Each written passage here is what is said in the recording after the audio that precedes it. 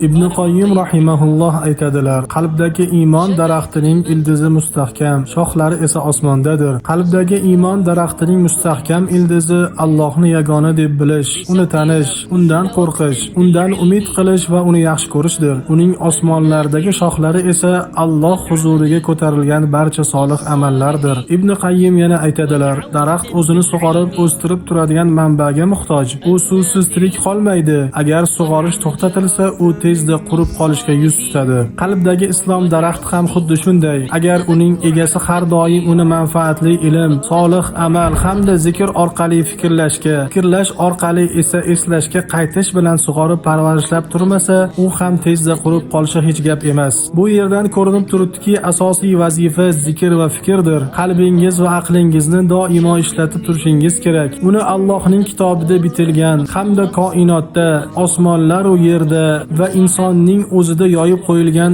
oyat belgilarini tadabbur qilishga yo'naltiring. Alloh taolo aytganidek, o'zlaringizda ham Allohning qudratiga dalolat qiluvchi belgilar bor, axir ko'rmaysizlarmi? Shunday ekan, buning yo'li zikr va fikrdir. Qalbingizni ham zikr, ham fikr bilan, shuningdek ilm va amal bilan band qiling. Ya'ni ilmni o'rganing va unga amal qiling. Ibn Qoyyim so'zini quyidagicha yakunlaydi: mana shu yerdan bandalarning vaqtlar ketma-ketligida Alloh buyurgan ibodatlarga qanchalik qattiq muhtoj ekanliklari ma'lum bo'ladi.